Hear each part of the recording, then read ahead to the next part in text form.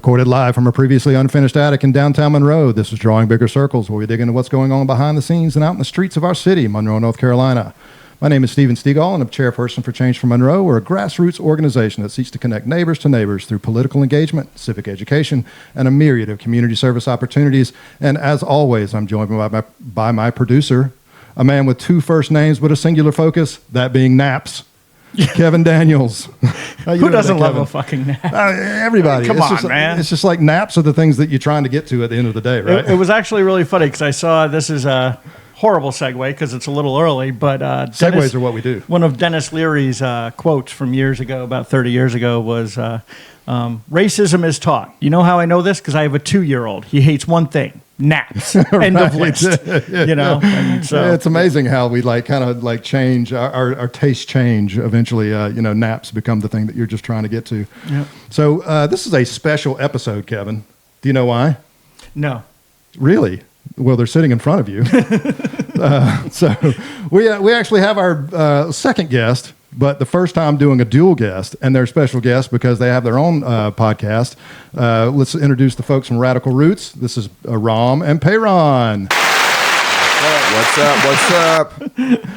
Now, did you guys go by the DBC crew? What do you guys call your fans? Like the Drawing Bigger Circles guys? What do you want to call the people? What is up, DBC crew out there listening? What do y'all go with? If there is anybody listening, okay. I can say, I don't know, they're just victims. Yeah. Okay. Yeah. It's more of a pity thing. They can't leave the circle. You're in the circle. I'm not sure if we pity them or they pity us, but either way, right, that's where our entire fan base comes from. The circle's more of a lasso. Right. Okay. All right, awesome. Right, well, it's great to be here, guys. Still drawing. I really appreciate you guys coming to the previously unfinished attic.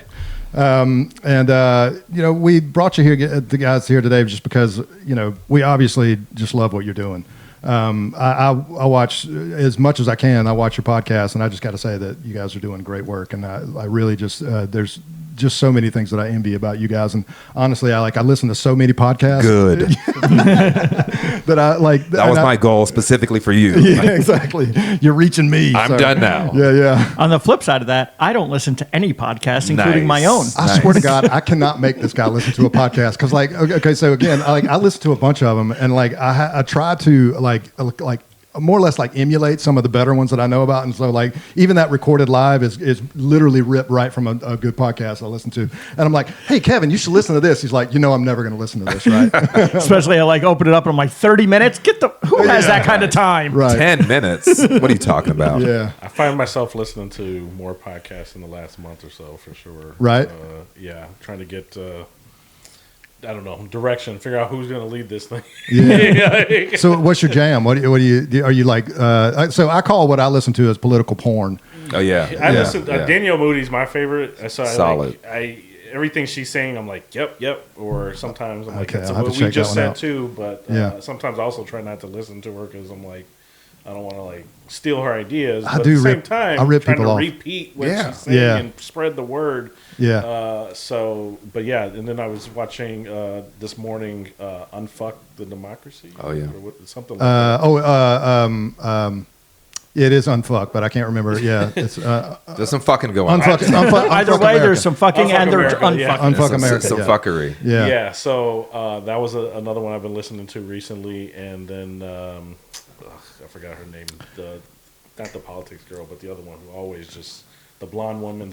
Oh, I've had it. I've had a podcast. Yes. Yeah. I started listening to hers, but I usually watch a lot of clips. But now I'm starting to listen to more of the full episode. Right. Yeah. Of these, and he was Deontay Kyle. Yeah, he's good. Started listening to Grits and Egg podcast. I mean, they just spit out clips, and I'm like, that's fire.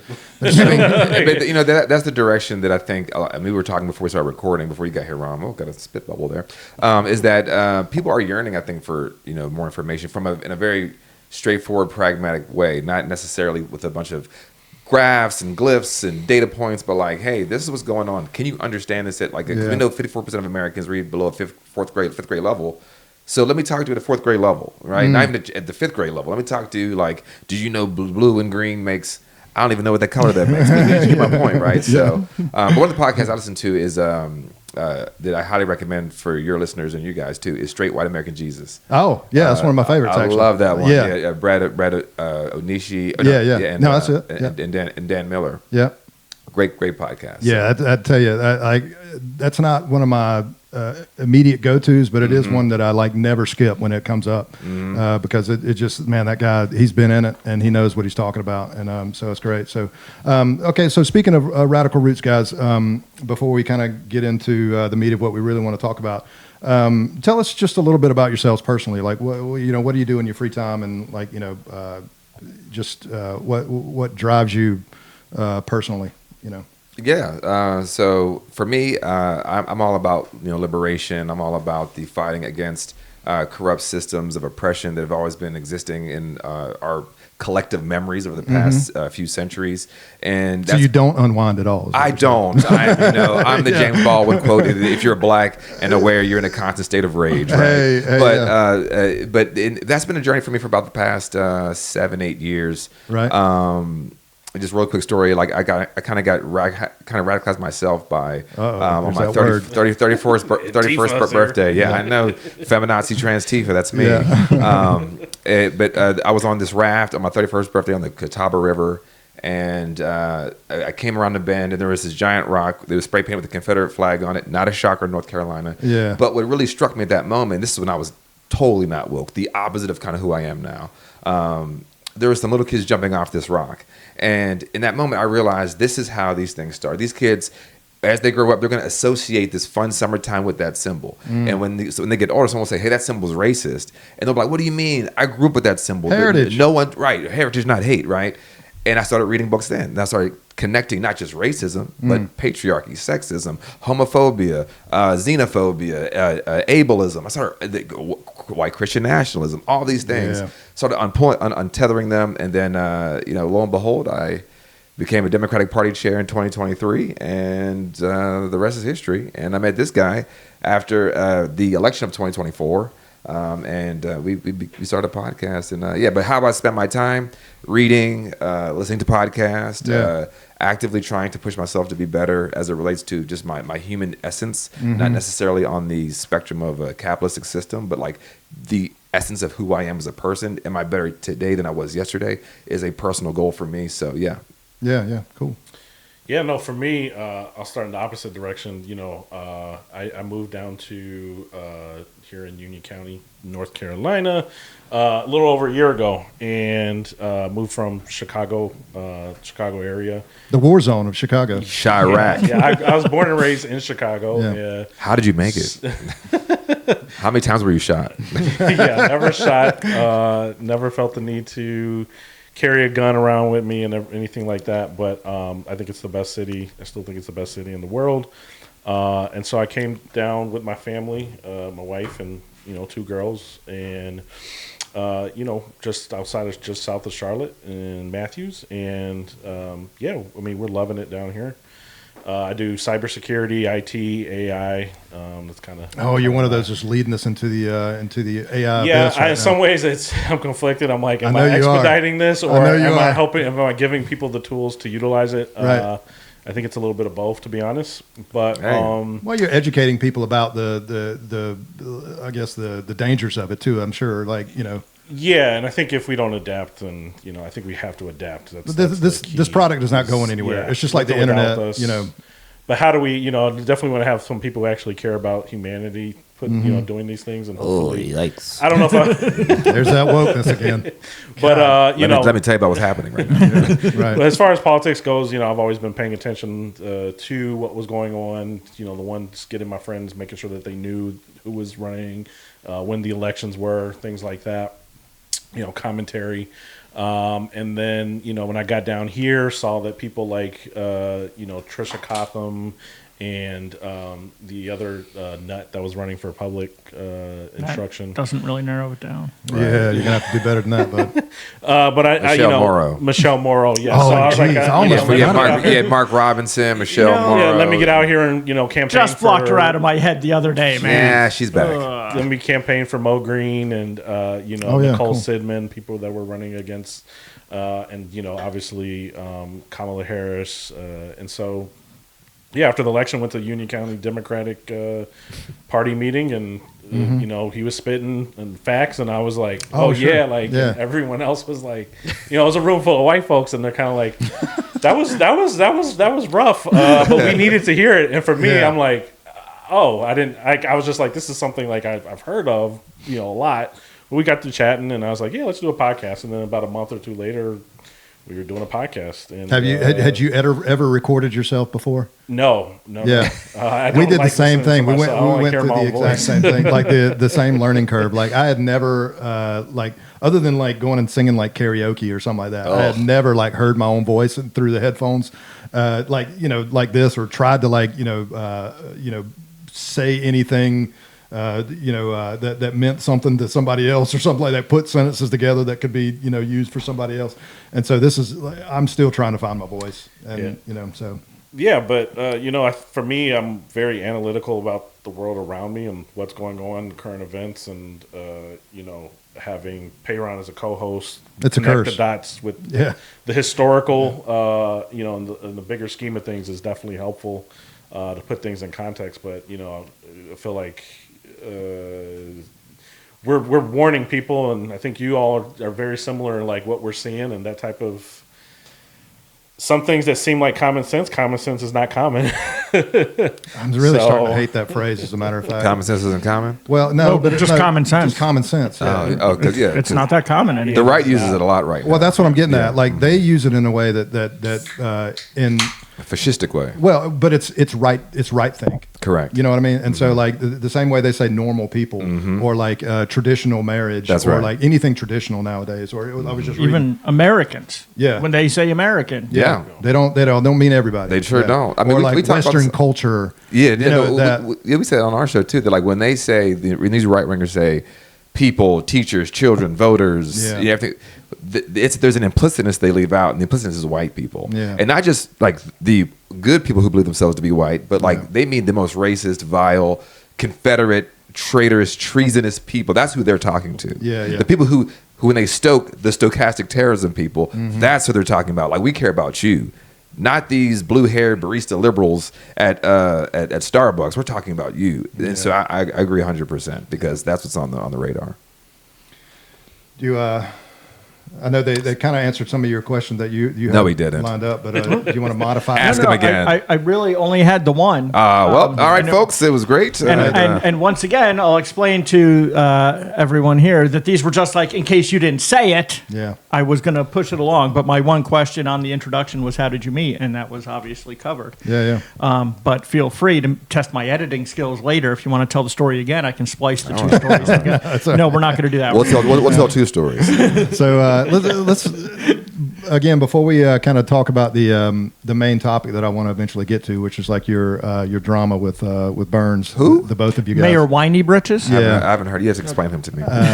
Coin flip is what a lot of people have referred to, but he's actually just like a lot of people like try to reclaim the pejoratives. He is now using coin flip as a nice. Yeah, he loves that word now. So or that phrase. He's like I'm Mayor Coin Flip. Nice. He doesn't, but he has to. But just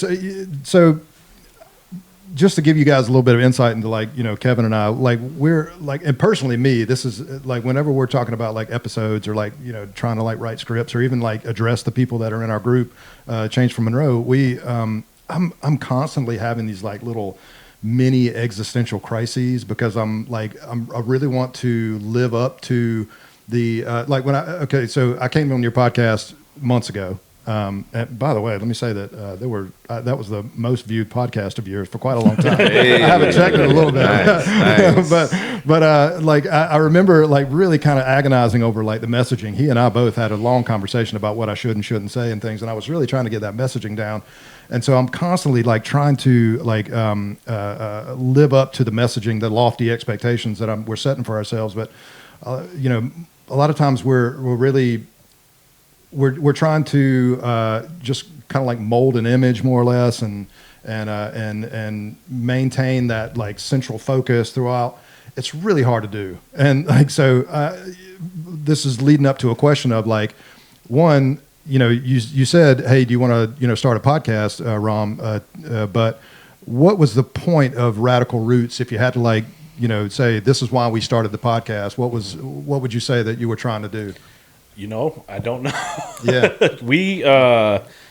We definitely put a time into the name and what we wanted the podcast to be about. We originally had a third member, Andrew, and we were just chatting over text message for a good week or two before we agreed on the name, what it stood for. We said one thing: progress through action. I like that. By the way. We ended up said dig deep to reach higher, so to get to the root of issues.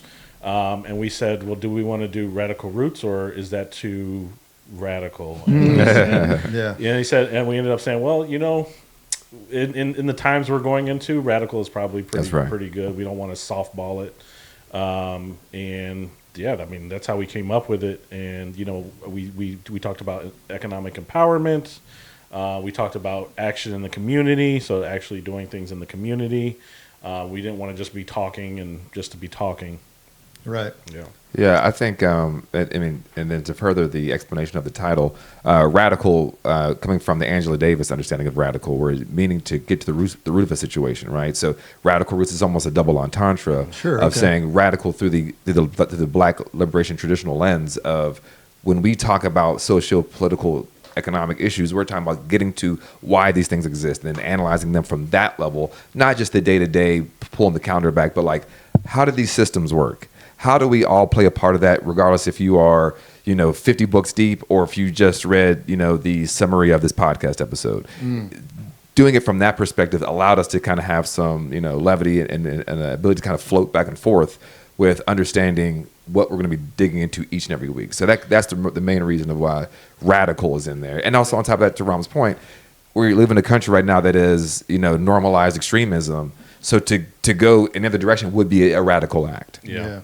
And a cool little story, I guess, is, as we were brainstorming, I was just like putting our chat into Chat GPT and trying to like come up with some names. And eventually we did the same thing. There you go. And then after that, I said, well, I was thinking, well, one thing I don't want to lose is art with AI. Right. Unfortunately, and fortunately in some ways, we plugged it into ChatGPT and it created this logo, and I was like, this is it. Yeah. Like at some point we might commission the artist to redo it like an original, but it's kind of scary because it kind of just took like this vision of. And just this is what black people like. It's like a fist and some roots, brown and black and greens. But we was like, yeah, we like that shit.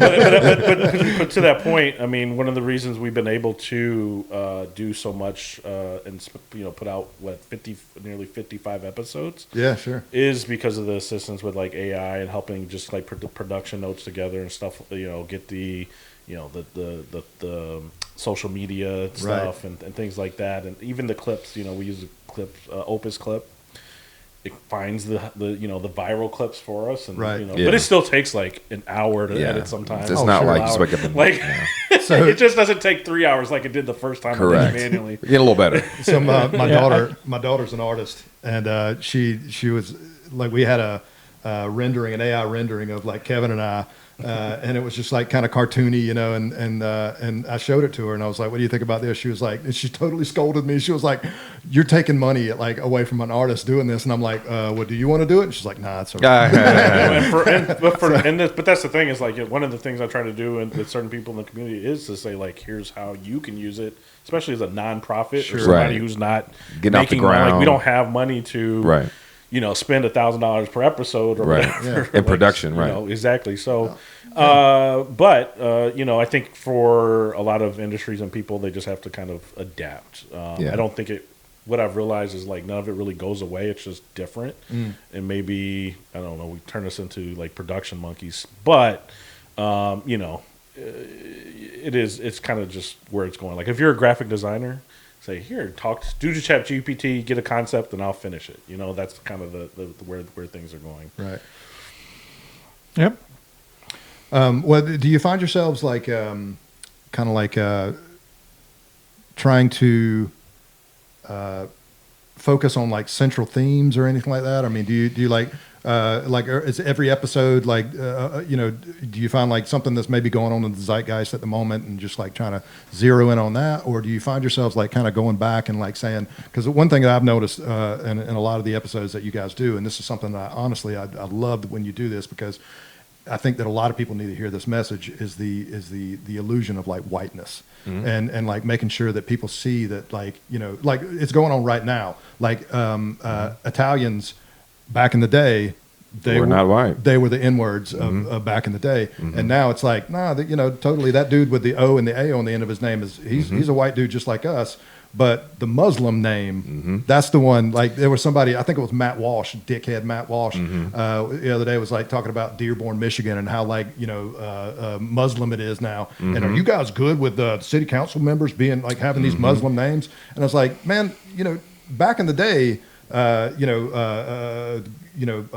am I thinking of? Give me an ethnic Italian name. Come on, man. Daniele. Capriano. Yeah. So like that dude was Right. on the outs. Right. Couldn't get a job. Right. You know what I mean? But now it's like, you know, and the only reason that dude is able to kind of be in now is because he was subsumed by the whiteness culture. Correct. Yeah. You know, and so again, like, do you do that on purpose, or is that just something that kind of flows out of you? Oh, well, yeah, I'm always talking about white supremacy. No, Yeah, but I don't yeah. think it's on purpose.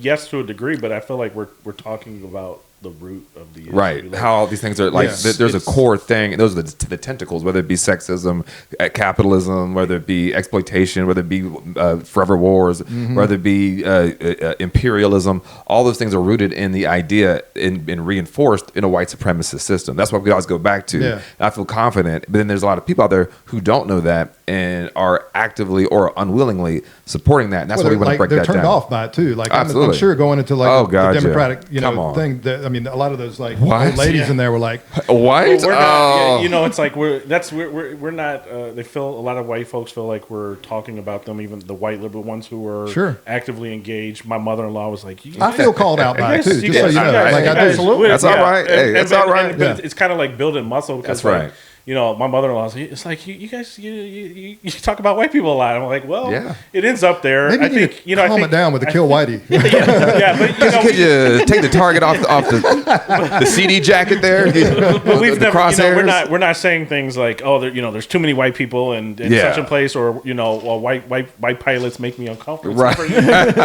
It's like, but we're talking about how Systems. whiteness is often weaponized. Correct. Right. To have us, you know, at each other's throats, as opposed to, you know, was it right to left versus top to bottom, Correct. versus bottom, Yeah. which it is a distraction, but it's a tool. That's right. That has been, America's built on it. I mean, no question. And as long as we're in denial and not having those conversations, if we're not comfortable enough, I think people have to start being comfortable That's having right. those conversations Right. to really figure out what the hell is going on. Yeah. Well, I think we have some good news, though, don't we? Oh yeah. So here's the thing. I want to get your reaction on something real quick, and like, there's, with all this, like, you know, kind of racism thing, I think that there's some people out there trying to build bridges. I really do. Yeah, for sure, absolutely. So this is it right here. Okay, I love black people.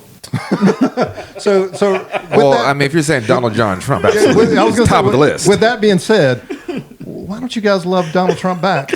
You He know, obviously loves you. He loves us blacks. the blacks. His blacks. Here's my black over here. But black women love me the most. They're wearing MAGA hats, according to him. Right. You know, Whatever happened to that one guy that was always the blacks for? Yeah, they ran out of he's money. always He was behind them. always there. He was a murderer. Oh, really? Yeah. He was convicted for murder like in the 90s. I mean, so dude's a murderer. Yeah. Like, but that's who they have to get to, like, be their lackey at every single show. Because it's a show. Let's be honest with it is. These are, you know, he's the Performers, all modern of Hitler. They're having Reichstag moments. I mean, we have to understand the moment that we're in, which is why the importance of understanding things like systemic racism, which Hitler got from us. Yes. Right. We have Yes. to understand like how these things are used and how the same language and dogmatic things are instilled in a society that can be used to weaponize to the highest form of racial violence, which is genocide, which Hitler did, right? And we can be there too. And I think they're starting with the trans community, starting with the immigrant community, and of course Black folks. We've been on the menu since we've been forced to be here. So that is also how how a white supremacist system pushes down on us as wedge issues. Because one of the things that I think really bothers me over the past since the election is you'll hear people say things like, "It's about class, not race," and I probably said that. I get the feeling behind that because it's true. It is about class, not race. Yeah. But also you can't separate class from race. It's kind of like saying, you know, I don't see color. Yes, You know what I correct. mean? Yeah. It's like, can we just get over that and just say we're all working people? Yeah, It's yeah. like, well, there was a moment in 1863 called the draft riots, right, in New York City, where they were drafting for the Civil War, and the Irish at the time were like, hey, we don't want these Negroes getting our roles to be in this war to make money, to be able to have access to government largesse. And they killed over 120 people. In fact, there was an orphanage where when they were found out that there was the mob, they're like, oh, there's a black orphanage. They turned around to make sure they can go burn that mob down, to go burn that orphanage down. Now, all the kids escaped, but this is what we talk about: class, not race. You're looking at it logically, historically, never made sense. Like if you look at during the time of the indigenous genocide, there was a lot of poor white people that were fine with those. It was about class, not race. Then slavery. There's poor white people that were fine with people being enslaved. So, we have to understand this class, not race thing has never really made sense. And we have to always keep them together to say, yes, but even though I'm a white, poor person, there's still within this system things that I benefit from, and I must work. And say, At least I'm not that guy. at least I'm not that guy, Yeah, right? It's right. called the second from the bottom rung philosophy. We have to be able to interrogate why I'm fine with that. And this is why I rarely say white people anymore. I say people that believe themselves to be white. Because if you take, I have noticed that. If you take that away, Yeah. as Toni Morrison says that, if you take away your race, who are you? Are you a good person? Are you loving? Are Yeah. you caring? Do you care about those? If you did not know what their color was, if you heard that story about that person, would you give a damn? But we only give a damn sometimes we start to see the color. So this is why I say, I no longer say white people. I say people that believe themselves to be white. Yeah, I think, if there could be a coalition of poor folks, poor white, poor brown, poor black, again, they're gonna try to kill us, like Fred Hampton style. Yeah, right. But I No mean, kidding. that's every time in history when you start to build coalitions. That's right. That remove race and do start talking about that. That's when it's the most powerful. I don't want to call it dangerous from our perspective, but that's when the government starts to worry, right? Yeah. And that's when this particular regime will start to kill. I think. I mean, I'm not going to sugarcoat it. Yeah, personally, I like when people say that. To me, it's like it's.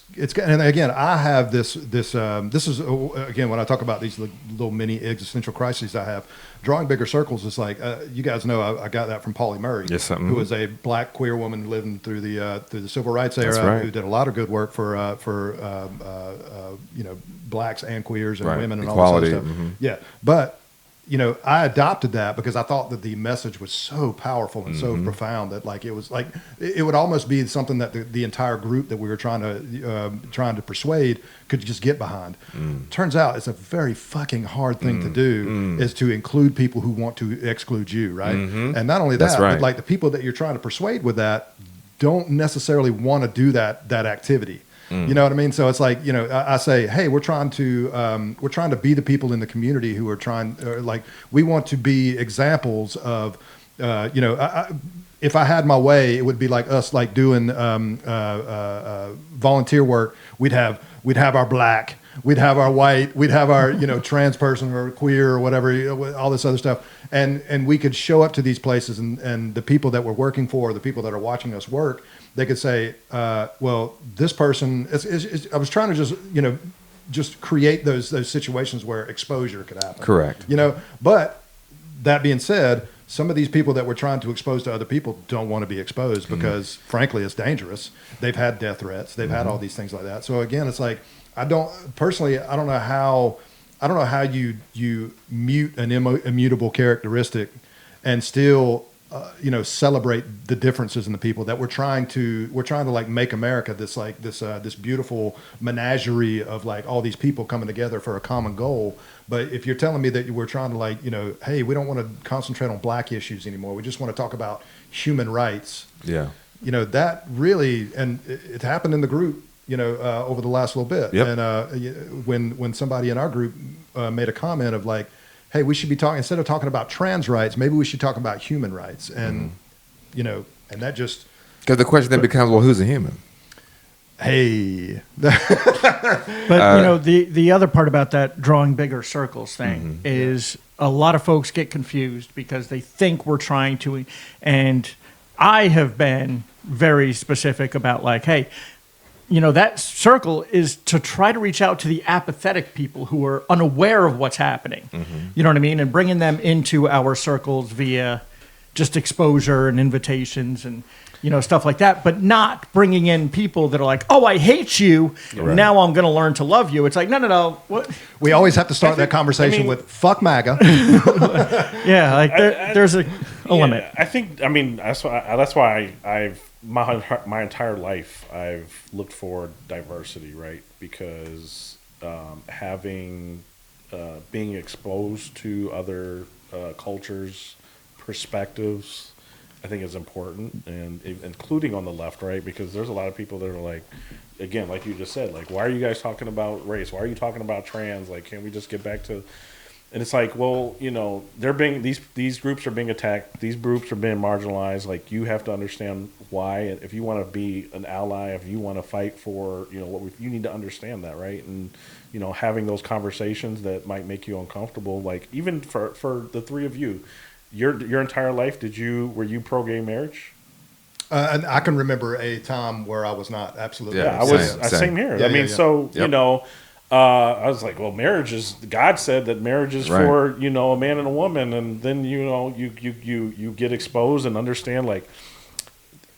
These are What is it? constructs. What These is- are yeah, constructs. what's it? Exactly. You're Yeah. like, well, wait. How does that affect? How does Yeah. two people living their life together more affect that- me at all? Right? Well, Like, hold on a language. second, because you kind of spoke over. I want to hear you say that again, because the mayor probably doesn't listen to our podcast usually because of the 5-syllable words. But Right. Multisyllabic. if you yes, will. there's an element to that you pointed out that I really am very frustrated with the mayor and his folks. Is this doesn't fucking affect you? Why are you so involved in other people's lives? What's in their pants? What they're doing behind closed doors, et cetera, et cetera. Do you want an answer for that? Or is that rhetorical? No, that's rhetorical. We'll let the mayor ask at his resignation speech. Well, I real quick, I can Okay, answer go it ahead. very, very quickly. If let's just say like trans people or gay people, if gay people exist, they've kind of accepted gay people at this point. Ish. Yeah.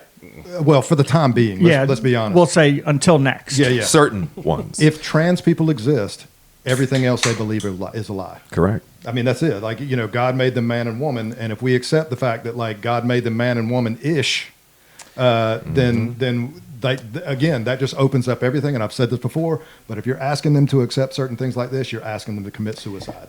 You're literally asking them to die. Identity suicide. Yeah, identical suicide. Yeah. I mean, but if you think about it, yeah, identity suicide. But you are asking them to kill that person that they are Yeah. now and become a new creation, and they are just unwilling to do that. my whole thing is like they can hold on to their bigoted beliefs. The Right. problem is Just is leave that me the they're- fuck alone. Exactly. But the Yeah, problem is that they're trying to push it into Legislation. Yeah. into the community. Drum Yeah. up fear and hate of these people.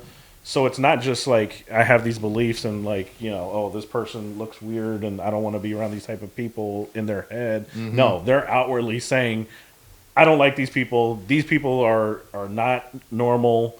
They're not us. We need to get rid of them. In this video we posted from their Charlie Kirk rally, The Klan rally. Yeah, Klan rally. they started calling people demonic. That Wicked. this is wicked. They want to kill black, us. trans, gay. Do you want to kill white people? Muslims, I do not want to Buddhists. kill people that believe themselves to be white. What I do about not. conservatives? Do you want to kill conservatives? I do not want to kill anybody. Okay. I do not. Now, if a conservative dies, I will not. My pillow will be dry when I Well, go to since bed. you brought that, talk Yes. about segues. Yes. But just quickly, because I want to touch on the point, and then we can segue into the Yeah, yeah, segue. yeah. But I always thought so. Your initial question of like why they have to care about these certain people, blah blah. And this is when I always go back to white supremacy culture. White supremacy culture is rooted in being in other people's businesses, right? I need to know what these Negroes are doing. There has to be a fear. It allows them to control those who are not in power, who are not the 1%. These people over here are so nefarious. This is why you have to harm them, right? When it was the indigenous people, Dr. Amos Wilson, we talked about on our episode, he said, you have to first call the savage a savage to treat him savagely. You have to first treat the black man criminally You call him a criminal to treat him criminally. Yeah. It's the same thing now with the trans community, with immigrants, right? So this level of like, we don't know who these people are because we haven't taken the time to sit down with them. As JFK said, it's hard to hate up close. Yeah. Once you meet somebody, but this guy, he cares about his kids like I do, a roof over his head and shirt on their back and food in their belly like all the rest of us, and make sure if they're sick, they get taken care of like me. But if they say, don't find community, this is why they hate colleges. Colleges don't indoctrinate you into liberalism, but you may find out that person that you're studying for a test with, you like her and she's Muslim. And then you're like, oh, wait, she's not some crazy, ISIS supporter or whatever. She's just trying to pass AP chemistry like me. And then she becomes a good one. Right. Oh, yeah. But it starts the first question, which puts a crack in the glass. And they're like, okay. And then the whole thing shatters. Well, so that's what keeps them here in a place like this. Why they don't want broadband books and things of that nature. And what's worse is like seeing people as humans is like being physically attracted to them. Absolutely. At some point, you're like, hey, that black girl over there is kind of hot. And which is why it killed me. Like with enslavement, it's like when they say we weren't humans, but exactly. With one of the most profitable plantations, you were human enough. Was the breeding camps. Yeah. Those were the ones that were the most profitable in this country. It was the breeding camps, especially after the transatlantic slave trade ended. It was, how can we make more property? I'm gonna fuck it to death. Yeah, I'm gonna make so much. They say the black back. Oh, excuse me. Cotton was king. The black womb was queen in this country, man. Right? Because you can make more. You can imagine like you have these laptops. If you just fuck the laptop, you can make another laptop, right? Like you just make you can fuck your property, make more property. Don't give me any new ideas. That is the sickness that we're always trying to extrapolate within our show as well. Ram, as an IT expert, would you like to weigh in on whether or Control Alt Delete? Exactly. All right, we're not trying to figure out ways to fuck laptops. Segue destroyed, so we're just going to have to say it. We specifically were taking an interest in what the attacks from Mayor Burns. And I would like to kind of hear for those three people that listen to our podcast from the beginning, how it started, how it escalated, and then we'll get into other stuff. No, for sure. So there was a guy named Charlie Kirk. If you guys have not heard about this, listeners, and he was a right-wing provocateur. He's being held right now currently by a lot of left-leaning political pundits like Ezra Klein, saying he did politics the right way. Ezra Klein, I swear to God, not to interrupt, but no, Ezra Klein, go ahead. I have been so fucking pissed off at Ezra Klein over the last little bit. And I've read a couple Ezra articles back in the day, and I was like, whatever. He's an intellectual. He has some pretty good ideas. But lately, he has just been shit in the bed, man. Abundance.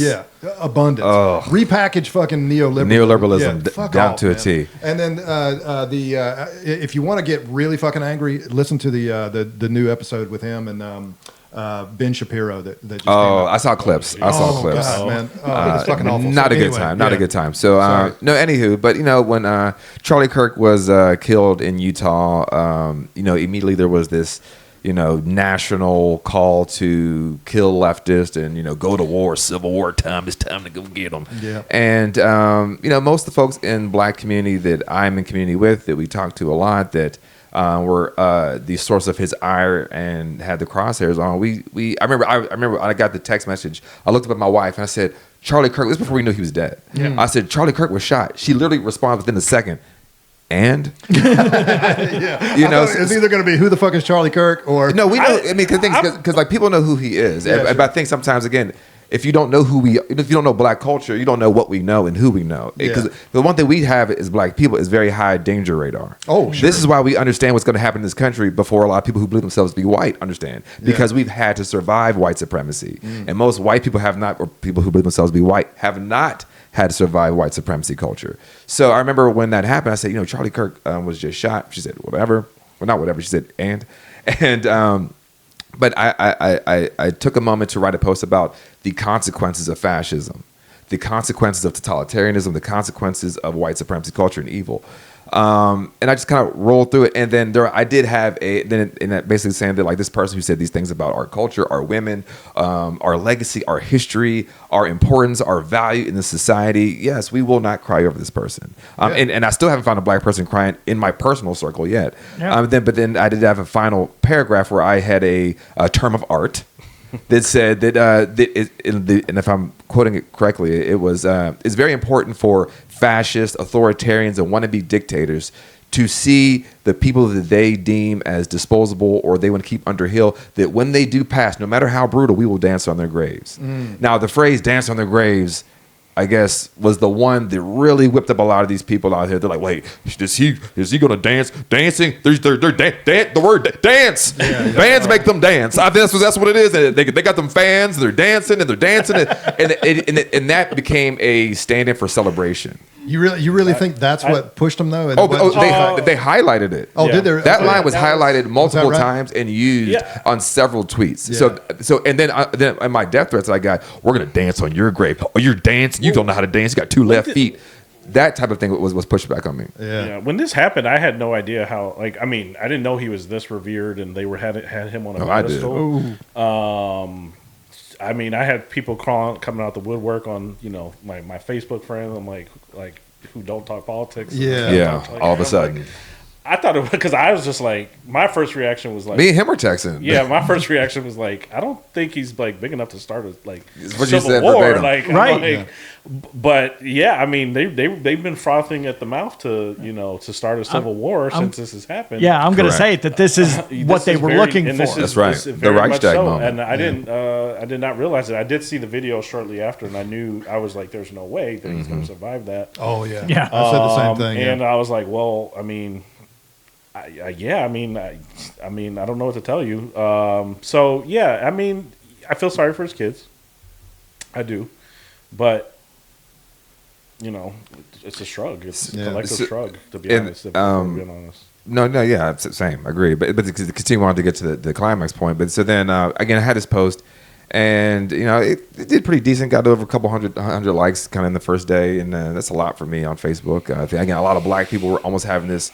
Yes, we see it's a collective experience. There's this thing called the link fate phenomena, where I don't have to know wrong. Say that again. It's called the link fate phenomena. Fate. Linked fate phenomena. Gotcha. So Okay, it's basically how people look at the reason why black people can all vote kind of 92 or 90% for a certain candidate, but it doesn't really work that way for the Latinx community, because they don't have a linked fate phenomenon. Because you might be Colombian, it might be Venezuelan, it might be Honduran, it might be Mexican. They don't have the same linked fate. It might be Cubano. They still have ties to their heritage ties to their heritage, but also you don't know they may be the descendants of the colonizer, like Marco Rubio. His grandparents were the colonizer, right? So he was the indigenous people of Cuba, right? This is why the people that anyway.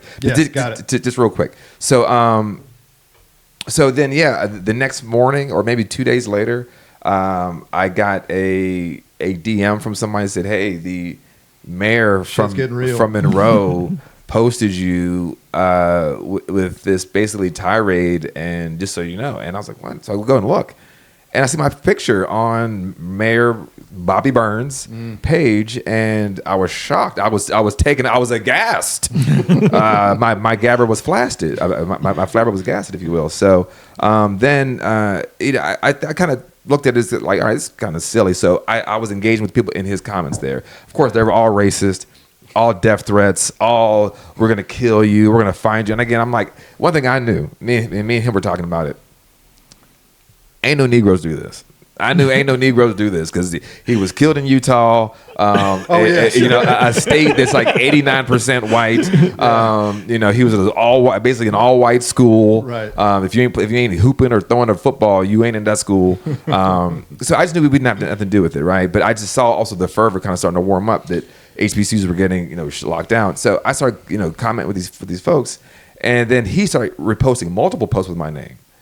And I'm like, what the hell's going on? And then I'm starting to realize he's saying, they starting to lie, saying that I'm trying to kill him. Yeah. Oh, yeah. And I was like, ridiculous. Insane. I was like, whoa. Couldn't find it. I couldn't find what he was talking about there. He took a clip, because you actually, after what had happened, after he had posted it was brought to your attention, you made a video and you said, let me break it down. Yes. And then he reposted this video, sped it up. It doesn't change anything. And said, now he's calling for my death. And we were like, let's put it on 2 times speed, and that's the murder. And so, like, nobody, I guarantee you, nobody actually listened to it. No, they saw a black guy with locks, and then, because he was also on his tirade with the Charlotte stabbing, right? before Charlie Kirk. Yeah. So it lined up that he's like, oh, look, these Negroes are coming for me in Monroe. Yeah. Basically, is the undertext of what's happening. That was the one thing that I noticed immediately, that we have this like little hate group that we always troll around here sometimes too. And the one thing that I noticed immediately is when they found out it was a white dude, they immediately said, "Oh, we got to pray for this kid." Oh, immediately. And I'm like, "Hey, Immediately. did you pray for DeMarcus Brown? Isn't that his name?" Yeah. You know, something I forget the black guy on the tram or whatever, like that stabbed the Ukrainian girl. Oh yeah, no, they did not. And I was like, that was my question. I think was you like, said that to me too. You're like, they're going to use that same energy. Yeah, no, of course not. They don't, because I mean, again, what you were talking about earlier, this guy was a criminal. Correct. And he did a criminal thing. This was a young white boy who was was led led astray, radicalized by the left, because I mean, he was a good boy, growing up in a Mormon church. And raised by MAGA for 22 years. Right, yeah. Like, I mean, and this is why their logic to me it just fails on every level, because honestly, like, okay, say this dude was radicalized by the left and started thinking all this other stuff. Sure. Why aren't you praying for him? Well, no, not only that, but yeah, why aren't you praying for him? But also too, like, if you can't just take it from halfway through his life, maybe he started listening to certain videos, and that's what radicalized him.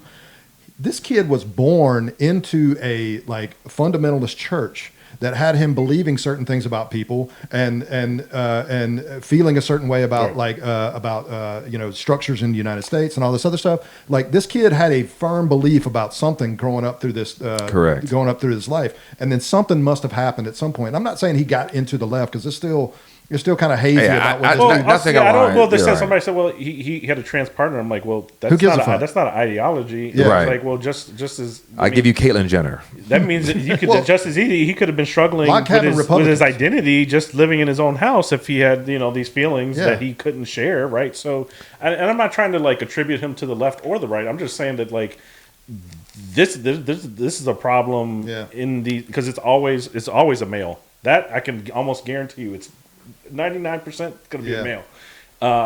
In these type of shootings, like 60-70%, it's going to be a white male. And I think it's 90. It's like in the 90s. Also, I don't know why you're trying to sink it there, buddy. In the very high percentage that they're going to be between the ages of 16 and 22, right? So like there's a profile, and I don't know where I was going with this, but like, yeah, I mean, no, well, I think to tie it all together, I think it's just that we're at a point right now in our society where we have to call a thing, and there's nothing. And the most radical, revolutionary thing that any of us could do is say what is happening. Right? Yeah. Point to what. And a lot of people are afraid of that. That's why, to the point, people are like, "Well, is he a trans person? Is he this? Did he write this on the bullet?" And blah blah blah. And it's like, it doesn't matter, because what we know is that the trend is that right-leaning white men with access to high-powered weaponry commit mass murder, not intercommunal violence, because they'll say, well, black on black crime. Again, that's if I know you rob me or whatever, we selling dope together, of course I'm gonna kill each other. But like, going to do a political act, like go kill somebody, black folks ain't doing that. Right. And random shootings and stuff like that. Right. And I think, people just need to be real about, if they're going to be talking about violence, like, there's different contexts of how this violence is occurring. Like, let's get to the root of issues. If people are just like, oh, well, what about, inner city black on black crime, and trying to like, but that's not. It's deflect. Look over here. It's deflecting. Like, those are two totally different things that are both very valid. Sure. However, like, let's be sincere about trying to actually figure out what's going on. Mm-hmm. When I say like, let's try to figure out what's going on, let's actually try to figure out what's going on. The FBI has said, who's FBI? Yeah. Almost like Donald Trump's original term. His first okay. term, Are you about to FBI. get that point? Okay, I bet you like Cash Patel says something. No. Cash And they Patel. took down the DOJ took down their studies of like, correct. Yeah. So, and just because they disappear the data doesn't change the actual reality. So the next mass shooter will be a white man. It was this like, oh, is administration, he's left-handed. Just because they're hiding data in whatever context it is, whether it's the economy, whether it's violence, like, it doesn't change the reality of what's happening out there. So I need people to realize that, right? And so as this disappears, there's no one actually actively trying to stop or prevent it. And to be honest, I think this administration this is what they want. And but I think it's beyond the administration too. It's the people. And to go back to Robert Burns' point, we like to put a lot of this weight on the shoulders of like Donald Trump, and he did. But also we forget there's people that want this. There's people who have no power whatsoever, and they might have won a mayorship by a coin flip, and they're going to see how can I raise my profile. Yep. In this moment, on the death of someone that I'm supposedly distraught about, someone that I'm supposedly in league with for the project, and the project again is to create a white Christian nation. Not really, and I hear Christians out there say, "Well, not my type of Christianity." But the same Christianity as the Klan, the same Christianity as our enslavers, the same Christianity that did the genocide of the same. That is the descendant of that type of Christianity. Yeah. This mayor is Mayor Burns. The only way that he can get notoriety or is through these culture wars. That's right. Silly correct. shit like this. He's not a talented man who is Isn't he? smart. Well, he is like Yikers. We'll circle back to Okay, that. okay. I mean, Put a pin in that. He's very much the same product that this shooter was. I mean, to be honest, No question. Because this guy's like he's almost like he's terminally online, and like he lives in the same way that he like when he gathered his mob to go after you. It wasn't like a bunch of people that he knew, like something like that. It was this online mob. Yes, it was. He was that- tweeting every yeah. minute for. I looked at one Yeah. point, like, and somebody, like, at some point he posted again, and I was looking at his timeline, and it's just like, I mean, just every minute. Yeah. Hey, look at this guy, guys! Look at this guy. Hey, pick me, pick me, pick me. Laura Lives a- Loomer. lives a TikTok, God, like the man, worst no of the kidding. worst. Gunther Eagleson or whatever the hell his name is. Like, and so like he's just sitting there trying to, and he's like, cat turd. you know, and he's going on this, Jesus like, Christ. he's going on this Cat turd crusade two. of like, you know, let's get everybody fired, all these people, but he was focusing on As Jesus would want. Yeah. But that was for a good 2 days. Like that, that's where like the country was trying to gaslight everyone. I mean, Everybody. it's still it's kind of died down a little bit, but it's still like It's still there. they're still Yeah. going out there right now. And I could do this, but I've talked a good bit. But if somebody want to explain the difference between like what cancel culture is from like a social phenomenon from like let's say like the early 2000s on to like what we're complaining about nowadays. Is that Well, obvious I mean, to you guys? for me when I think Me Too was a big a good big pinnacle of cancel culture. Sure. Like, but for me, cancel culture was always accountability, right? So you would see, But who- you would okay, so see my question is when accountability I'm- would come yeah. from, to me, it came from the people, right? So if enough people were upset, That's right. then they would disappear for a while. Chris Brown, That's actually where it came from. The black culture. Black people created it on Twitter. It's cancel culture. I did not know that. Yeah. I mean, I knew figured the term cancel The term, culture, yeah, because because it was like you cancel that bitch. Yeah, That's where it came from. You're right. You're right. Like, And then if you go back even hijack. further, you got New Jack City, Nino Brown saying "cancel that bitch." You know what I mean? So like, it's been a That's phrase. true. Just like That's woke's true. been around since They did 1920s, hijack, right? exactly. So, but to that point, like, and so they would lose some deals, and then Yeah. the appropriate to me, it was always appropriate. Like, accountability doesn't mean that you're canceled forever. Like, you should never be able to redeem yourself. You should never. So when people came back, you got- like, there's a like, penance you need to yeah, pay. Yeah. Yeah. And I think that Social was penance, happening yeah. quite often, right? I think some of the more monstrous people, the Weinsteins, the and Cosby. the R. Yeah. Kelly, like those people, R. Kelly, like yeah. I don't listen to R. Kelly anymore. Nope. But Oh no! Yeah, you don't do that. Yeah. but The masterpiece that was trapped in the closet is now Yeah. like, lost but to the Asians. I think when I was on Me chapter Too- 68, and I was like, God, can't hear 69. But when Me Too happened, a lot of these men started being like, fuck cancel culture. Like, we should be able to grab women's rape women. asses or like whatever by the they pussy. wanted to. That's right. Yeah, exactly. And so I think that's kind of what started a lot of this where we're at now. And Yeah. where we're at now is like, Our First Amendment it's rights. okay for the government to cancel somebody. Well, no, see, that's what I wanted. Right. That's the distinction that I was trying to draw out Right. because like cancel culture at one point, and I said this online not too long ago, Mm-hmm. was like cancel culture was a social phenomenon that happened with like it was a bunch of I'm kind of belittle these people a little bit, but it is like social busybodies who are just trying to like kind of gain some clout and really kind of virtue signal to everybody else and make a certain person like pay again like you were talking about a penance, a social penance for this like sin or this ill that they had caused. The difference that's going on now is like this is coming from our government. That's right. And that, like, when you're talking about the mayor of Correct. Monroe Right. coming after you, That's right. and using his position to come after you, that is the difference between social, right. between cancel culture and whatever we want to call this now, which is what I mean. Authoritarianism, Yeah, fascism. thank you. Yeah, yeah. I mean, because you have to look at, and this is why I got so irritated when there was articles written about the situation without anybody ever contacting me. Yeah. Because they started getting written as if we were on parody, right? That a mayor of an adjacent town who I do not know and never met in my entire life is on parody with a guy who's recently laid off on his couch who made a post about this guy that was attacking his community. We are on equal footing because I used to be a chair, stopped in April, but that was a paid volunteer position, but yet and still somehow we're on the exact same footing. And you're no longer part of the Democratic Party, by the way. Well, no, I am on the SEC, but that's even so. Like, to give you an example of how low lift this is, and how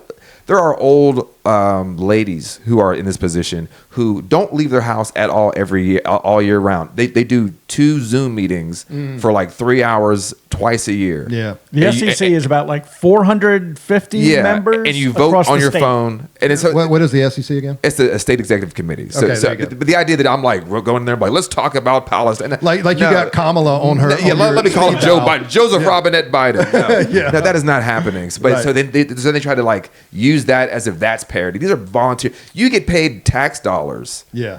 from taxpayers, right? Right, Like, you yeah. are the government. You have police forces on your side. You have government apparatchiks on your side. I'm a regular dude on my couch saying that I don't care about this guy, and I don't have to care about this guy because that's my right. But then, as we talk about how, again, as we just said a few minutes ago, white supremacy culture has always needed black people to respond the way they wanted to. Right on the plantation, they made enslaved women not cry when they took their babies from them because the people who believed themselves to be white did not want to feel like they were doing anything wrong. You better not cry. Well, that's the whole. That's what they're doing right now. There you go. Don't call me a fascist. I'm going to control your emotions. I'm going Right. to control how you respond. If I'm Yeah. going to break your back because you stole, an extra piece of food, because enslaved people only got paid. They only ate 3 pounds of meat and 1 peck of corn a month, according to a plantation here in North Carolina. Right. You better be happy. You do not smile. But but when your overseer Johnny, who was a poor man who believed himself to be white, when he got tuberculosis and died, I want to see all the captives line up, tears streaming down your face. That is what this is.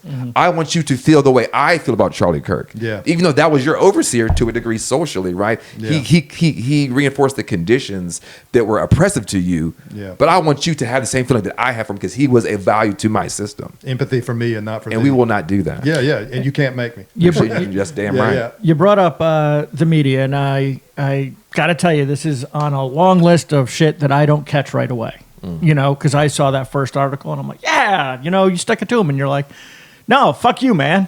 Like we were. I didn't This say fuck isn't you. the same thing. No, not to me. Oh, yeah. To the article, the journalists reporter, that were not really doing accurate reporting. Dude, I did the same thing. I mean, granted, I glanced over it, but I sent it to Parron. He's like, "Fuck this." Yeah. What? You know, And then I was like, and then I read it in deep. I was like, okay, I see what you're talking about. Yeah, it took me 2 or 3, but No, it's all good. the idea that and I've said this before, but journalists, if I say it's raining and you say it's not, it's a journalist's job to stick their head out the That's fucking right. window. That's right. And what we saw here was not that. And I'll tell you that after the meeting last Tuesday, after Archie spoke about the NAACP, the mayor got 3 quotes after that meeting.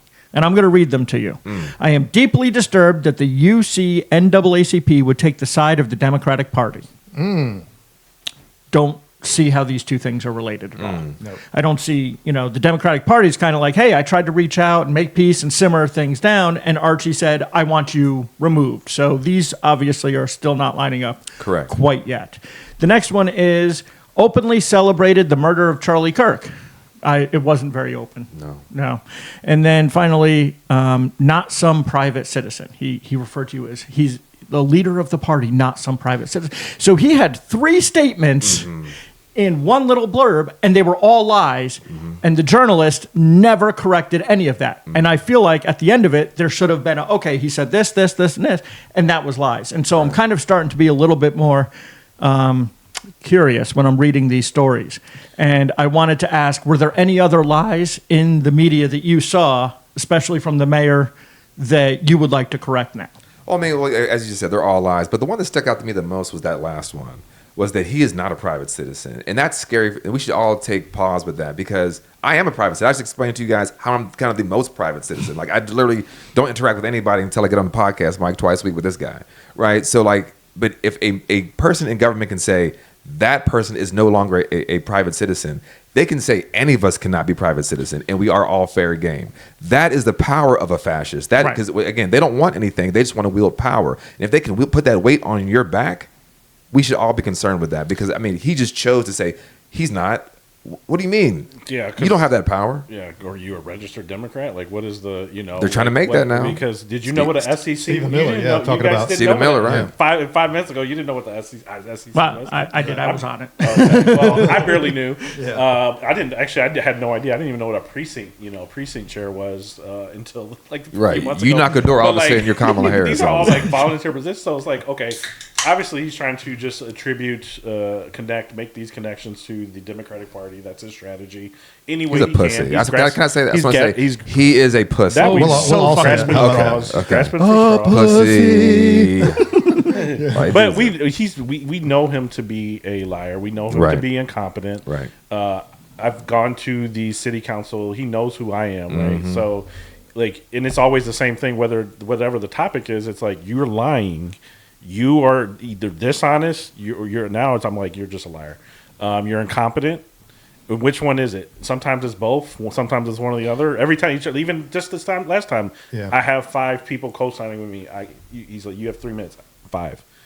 You have 3. Oh yeah, I saw 5. that exchange. Yeah, that was great. And he looking at the city lawyer. Second time, that last time I was there, he stopped me at 2 minutes. I had 3 minutes. No, it's. I'm like, okay, check the rules. But that's the America they want to go back to. Is he either? He's either again. I don't know which one it is. Sometimes I he's do. either lying or is it copy. He didn't want to hear me. He didn't want to hear me tear his ass up again.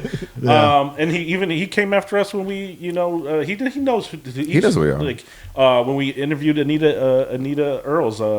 Supreme Court Justice. That was when you guys kind of got on his radar, I believe. I don't know. Somebody must have said that to him. We're on live, and he was doing it real time, right? Yeah, we're on was live. he really? We were on live, and somebody before we even finished the air, he was already like saying talking about something she said, right? Yeah. Look at this crazy leftist judge. And here's the thing: she's just saying some real shit that he can't handle or he actually can't understand. Like a lot of these things, he can't actually big words. And understand like what's actually being said. Right. So he and I have had this discussion a couple times about whether or not these people are true believers or if they know that they're part of the scam. I think that I've kind of settled on a response to that, and it's almost like the wrong question to me. And this is another question I'll pose to you in just a sec, or both of you anyway, because with us, drawing bigger circles means that we have to be talking to people that don't necessarily agree with us all the time, right? And I don't know that I'm necessarily trying to win them over or bring them to our side, or if I'm just trying to kind of express an opinion that they think that they know about us, but maybe just aren't necessarily either. I hate the word context at this point too, because everything's taken out of context, especially now. Yeah, no shit. But I don't really know the purpose of what. And this goes back to the existential crisis thing. I'm trying to figure out what the purpose of what we're doing is. Yeah. Like you guys, obviously, I think that you have a certain message that you talk about on every time, but we are taking it upon ourselves to try and grow our group, right? And when I'm reaching out to people, I feel like the better distinction is not whether it's true believer or whether or not they're a grifter. It's whether or not they're bad faith. And it just seems like most of conservatism nowadays is just all of it is bad faith. And let me not conservatism, because there is a certain brand, like a certain vein of conservatism that probably it does have a bit of there's a scaffolding to it. You know what I mean? And private property, freedom of speech, all this other stuff like that. But we just had this discussion last week. MAGA doesn't believe in any of that shit. They have foregone everything that they possibly David Brooks for the longest time. He's he just always wrote these fucking article all the time. It's like, Republicans did this bad thing, but also Democrats are fucking terrible at the same time. So it's just like the both sides thing. So point being is how do we have conversations with people and almost not waste our time with the bad faith folks? Well, MAGA, as they've taken over the Republican Party, so those conservatives, I don't know that they... MAGA is wearing the Republican Party like a skin suit at this point. Yeah, I don't know what, if it exists in where we're at right now, if people aren't having those second thoughts and trying to hear what you all have to say or what we have to say. I don't know. I feel like these people are lost. I do and like some of them are like bad faith intentional, but I think some people are literally like so far gone into like like the people who fall into Oh yeah, cult. no. We're not right. We're not reaching out to And those folks. but I don't. How do you even discern and like what do you like? So to your point, Red hats I also usually. don't know. I feel like my purpose right now is to be the warning signal, the Paul Revere and Cassandra, right? And try to equip people to be prepared for what we're heading into. Right.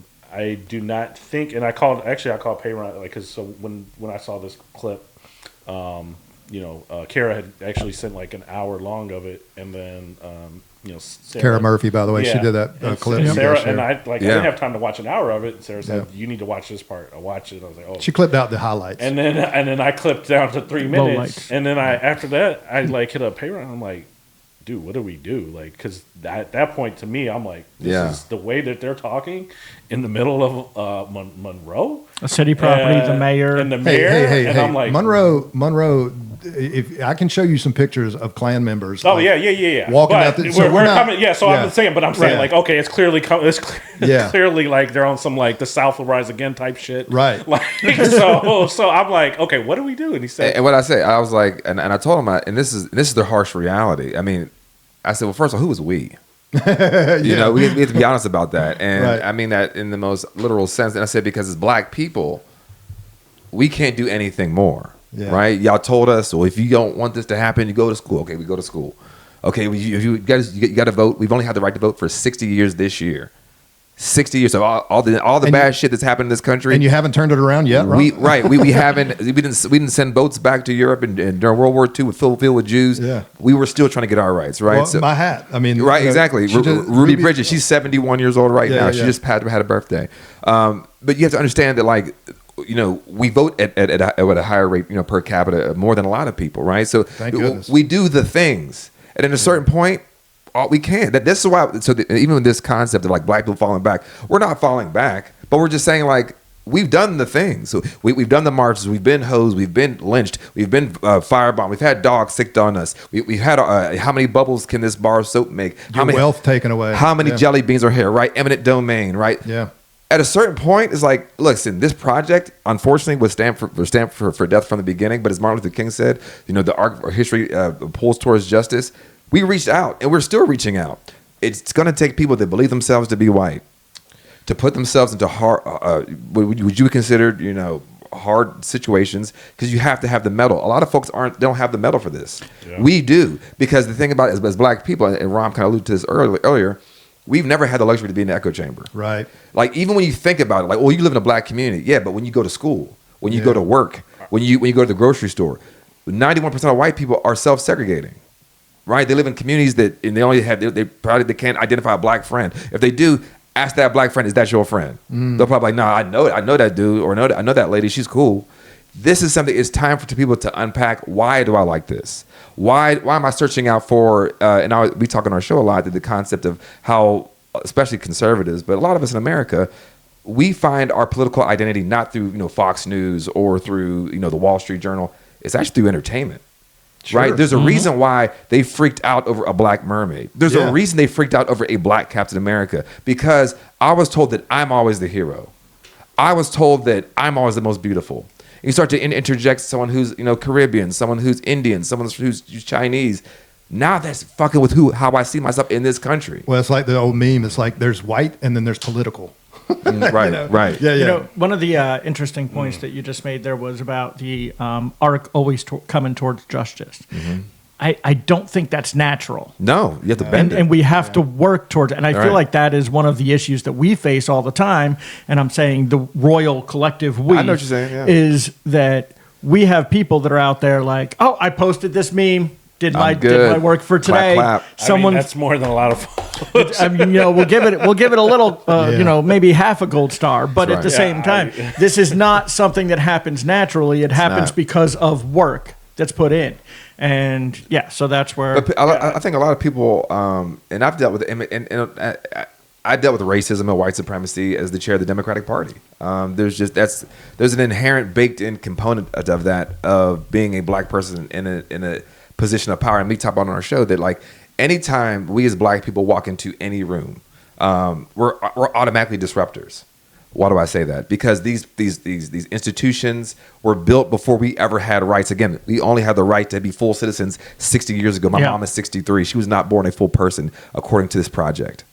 Well, it's just like Charlie Kirk said it himself. It's like when he sees a black pilot, he has to question his credentials. Right. So I mean, I'm imagining every time you go into a room full of white people, you're almost like having to justify your position being there. And any idea I bring is inherently disruptive. Yeah. Because it changes the status quo of what we were all discussing before. By definition. Right. Yeah. So if I'm saying, well, hold on, you guys have been, setting this roof on fire every day and we don't even know why to let that motherfucker burn. What I'm saying is like, maybe we shouldn't do that. That's a disruption. So the status quo, a lot of people were finding themselves comfortable in. When I started talking about things like, the bite rule, how authoritarians use behavior, information, thoughts, and emotions, that scared them. They were like, wait a minute, because I was raised up in the Southern Baptist church and my grandfather, but he's not a race.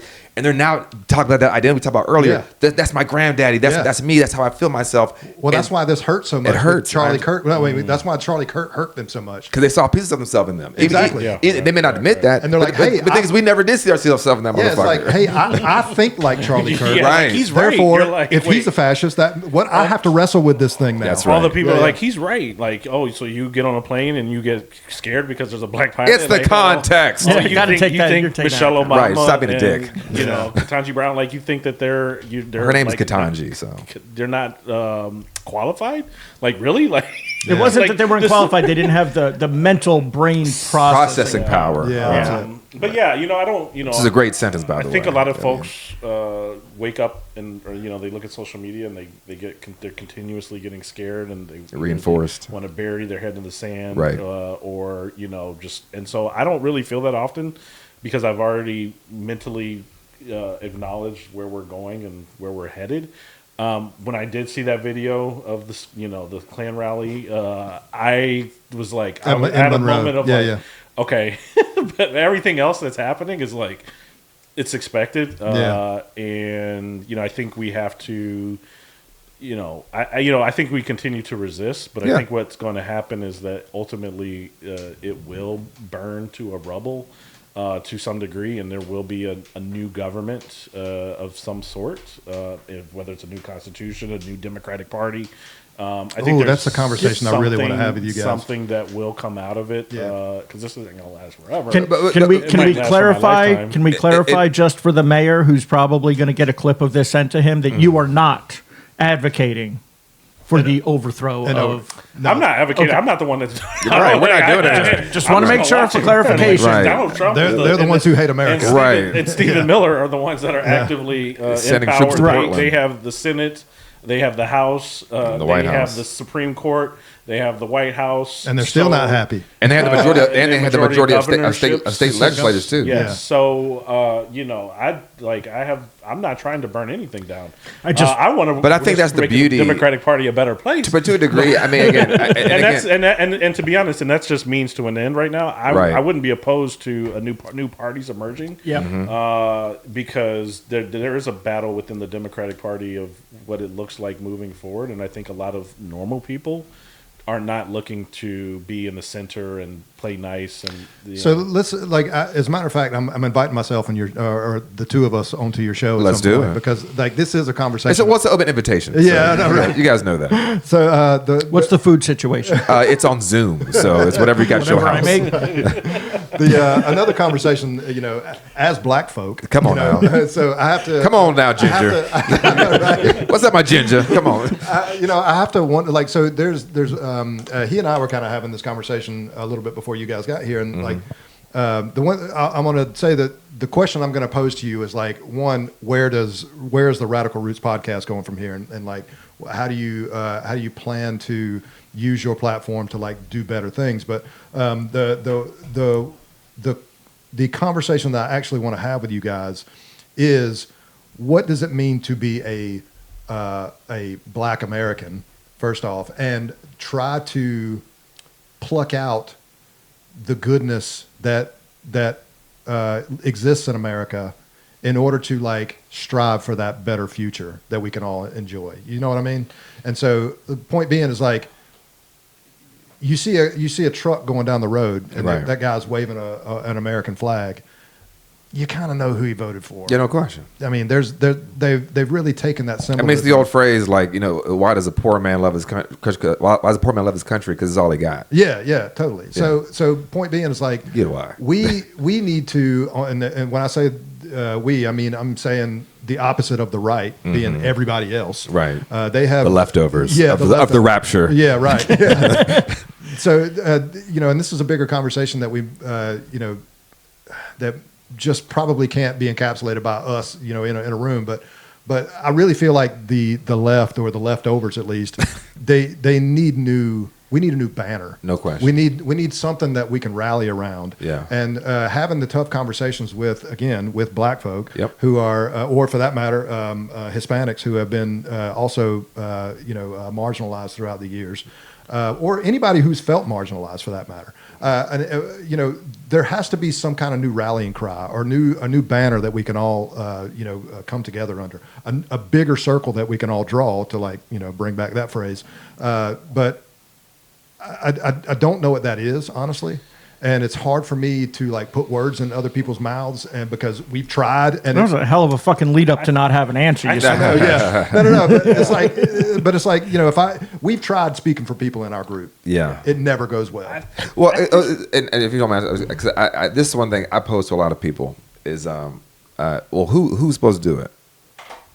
Oh no, okay. So to answer that question, I kind of know. I think where you're leading me is. White folk have to talk to other white folk. People who think If they're it's white uncomfortable, Yeah. if it's awkward, Yeah, if it's a hard conversation, because I'm like, at a certain point, the people who you're talking about who are on the other side, but I think you're talking about people who are on our side. Yeah, so Who's that's out a there- different conversation. But even then, Yeah. because I'll put it to you like this. I had a post immediately after Trey Reed was found lynched in Mississippi. Right. And I said, I do find it interesting. White Dems find the time to make a lot of hay about Jimmy Kimmel, Donald Trump's latest foible, but I didn't see any of my white people talk about Trey Reed. Man, it Right? was a few days before, honestly. I was busy doing other Oh, stuff. as and I black just people, we didn't- know immediately when someone's Oh, lynched. I know, yeah, I mean, when yeah. we know, it's like there's it goes out through like the Spider-Verse. Like we know, they That found goes back somebody to the lynched. media, though. If you think about it, the media is failing us in those respects too. We have the same access. Yeah, of course. Right? So Yeah. there's a level of we almost have this a modern version of the Green Book of Right. just I mean, me and Ron were texting, was it yesterday, about a threat to black folks. Like that's how we still communicate on this underground way because we have to survive whiteness. We have to. Yeah. Right? There is no way for our Even children. here in the NWCP, the churches, Yes. the church leaders, they're talking okay, well, we need to be prepared, or for our safety, right? So those things are continuing to happen. But one thing I think about is when you talk about white people have to talk to white people, but is there any white revolutionary people who are keeping it so real? We can talk about. Where's our John Mamdani, Brown? Where's our 'cause contemporary I think John because Brown? I look at Thaddeus the people who are Stevens. speaking Yeah. truth to power right now, Zoran Mamdani, and keeping keeping it real. And so some of I don't really see a lot of white Democrats being this is what it is. Even Newsom, right? Newsom is he's saying some stuff and he's going back and love forth with him. Trump. He's great. But he's still at the end of the day I love gonna wipe AIPAC. that, They don't that stand satire these off here. people aren't standing for. I love his for- tombstone teeth. for nothing. They're like, oh yeah, I love humanity, but unless it's Palestine, then I'm getting my money from AIPAC, so I can't really say anything. I think people are looking for realness. Right. The Authenticity. people that can go into have these conversations with folks and not be softballing it and just even you can look at. I think Obama had a strategy that clearly worked, and I don't even know if it was a strategy, but he was able to just start talking and off the cuff. He wasn't a politician. I think Kamala Harris, she never really straight off script. She never really connected with a folk. It was always this repeated, rehearsed, politically safe commentary. Yeah. And I think that's not what people want. The people don't really want this this centrist play it safe anymore. Even to Trump's credit, all the shit he says is crazy, but he says what he wants to say and he keeps it pretty consistent with what he's saying. On the Democratic side, they don't like. There's a lot of people that are just like, well, I don't know. What does the focus group say? Like, what are the polls showing? Like, Right. That's Democratic leadership. But if you get down to our level, people. I'm going to tell you right now, and you know, Correct. we're kind of dancing around it. Is that we're like, you know, think of these issues as pizza toppings. You know, it's like, hey, I'm getting a pizza. Great. Can I get pepperoni? Yeah. Let's get peppers. Yeah. How about mushrooms? Yeah. And then you say, how about olives? And then 4 people are like, fuck you. You know what I mean? And then it's like, oh, well, how about red peppers? Then 8 more people are like, fuck you. And we're just we cover so many issues. Yeah. If we're not MAGA, other than MAGA, we just cover so many issues. And there's such a spectrum that it's hard to get people to say, like, you know, look, hey, can we just unite behind this one candidate and find their positives?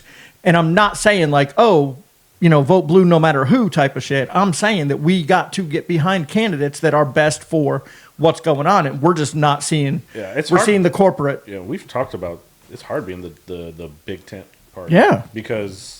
Well, big tent usually means that we're big enough to include fascists, but not big enough to include socialists. Right. That is really the problem. We were just joking about Kamala calling Trump a fucking communist. Like, okay, he's a capitalist like shit, right? Like, come on. I think just to put a pin on his point and kind of maybe your question earlier, is that we have to be honest. We're playing 2 different games, right? We're playing integrity politics. Well, the policy is this, and this is in the guardrails, and you get your hit on Morning Joe, and you talk to this, and you get your people registered. And the other side is playing FU politics. Yeah. Mm-hmm. Yeah. Okay. So until we can understand that on a structural level, I think we understand it as the people who don't have power. Again, just regular guy here. I'm not in any political power. Until we can understand that collectively, that like we are trying to perform something that another side is actively jettisoned, and they're like, you know what, we're not doing any of that shit. Yeah. Well, that's the bad faith that I was. We are talking about using earlier. we are using what this country has always used, which is violence to get political outcomes. There was a reason why they had people with guns at polling sites. There was a reason why they scared people. You don't want these black people getting free from chains because they might be on a jury. They might serve as a police officer in arrest. That's violence. Yeah. It's verbal violence. And Charlie Kirk, going back to that, was an example of verbal violence. Martin Luther King said a long time ago that violence is just not at the tip of a knife or at the end of a bullet. It is economic violence. The tip of a tongue. The tip of a tongue. There's verbal violence. There is emotional violence. There's mental violence. And until we can incorporate all of that, then we can get those answers. Because I think what I always tell people, especially people who didn't always agree with me or thought this guy was too radical, I would say, you deserve better. And just start there. Because even the most MAGA person who I used to talk to when I was a chair, I'll never forget, we were the 4th of July, my first year. And he was like, oh, I voted for Trump, and I'm going to vote for him again. And he's a triple Trumper. And I was like, you know what, man? I think you deserve better. I think you deserve to have integrity, and I think you deserve to have safety in your to not be lied in your to. society. I think you need to have clean food, air, water, and food. Yeah. I think you deserve to be able to get a living wage. And he's like, you're right, man. But guess what? He's going to vote for somebody who's going to take all that away from him. Yep. Because he believes that I am not a person like him, and he believes that I'm trying to take from him. Yeah. And this is why they're all coming after stuff like DEI, and they say, well, it's all about you coming after the white man. In reality, and the way I like to explain it to people, it's like, if you tell me on this test or course that I got to run faster or jump higher, I can figure that shit out. Right? Yeah. But if you say I can't do it because I'm black, that is the problem, right? And if there's these systems like Harvard or these other colleges that had explicit rules that we do not allow Negroes in, it doesn't matter how high I jump or how fast I run or how high my GPA is. That was the barrier. So we want to right or wrong. And these people don't realize that when they're saying, oh, I'm anti-DEI, you are for a pro-slaver mentality. They kind of realize it because they've been programmed to think these things, well, but they call it merit nowadays. We go to the top, and he kind of touched on my big question I always have: is Mayor Burns in on the grift or a stupid, incompetent buffoon? And I go back and forth on this, but if we look at the top, if we look at like the Mitch McConnells and the Marco Rubios, they're in on the grift. That's right. They know that they're lying to people and they're making shit up about DEI and all this other stuff because their goal when they get into Congress is to make rich people richer. They're definitely in on the grift. Rob Burns is on. He's in on the grift. He's just not of that like intelligence level is like Marco Rubio. Like he doesn't.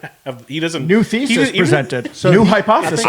I would actually go backwards a little bit because I'm always reaching back into the history bag. We talk about the grift and the money you're going to make. I would use what W.E.B. Du Bois taught us, and it's the social currency. Yes. It's the social currency that Robert Burns, Bobby Burns is fighting for. He's fighting for a world where I don't have to compete with these Negroes, these women, these queer people, these immigrants. I can be my mediocre self and still be able to get a house and still be able to have a white picket fence and 2.3 children. All like that's what he wants, even though the same people that gave him those lies are stealing from him. It's sad, and in a weird way, I do pity him because he too is being exploited by this system. He too is but he thinks that he's a soldier, and they feel like they're fighting a spiritual fight, a holy war, right? Mm-hmm. And that is what he's fighting, right? It's a social currency. So the grift may not be in dollars and cents, but is in the longevity of the project of whiteness. Yeah, yeah. Actually, I don't. Yeah, that's well said. Yeah. So, with that being said, and I love to talk about the mayor because he's the reason that we exist. It's a short list of things to discuss. No, unfortunately, his flaws are many. Okay, so it's practically written in stone right now that he is out of that seat. Pat Cale announced. She has the support of pretty much everyone in the county. You know who Pat Cale is. Yep. Her history. I worked with her when she was at the chamber. Yeah. She was a fantastic woman that is beloved by everybody. Mm-hmm. So he's pretty much done. When his mayoral run. Do y'all think that for real? Do you think that like you don't think there's like a fervent base? I mean, the election was 970 to 970. I don't live here. 35,000 people. I don't live here. There are two big differences. Okay. The first one is he made it partisan. Yeah. Mm. So there's going to be a primary that he has to escape, and he cannot take her down in a primary. Now she might lose in a general against a Democrat because the Democrats have that number here in Monroe, but she also might win because of the unaffiliated voter. So the general is up for anyone's guess, but the primary, he's fucked. And not in the good way.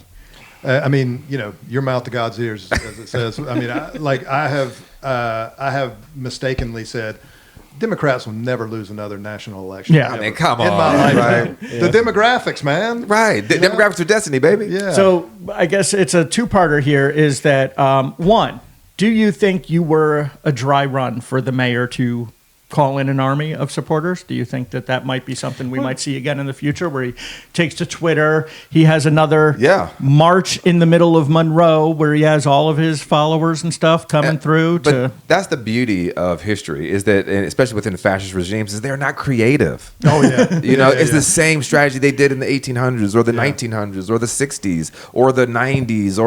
You just have to shift the aperture. You have to shift the gaze.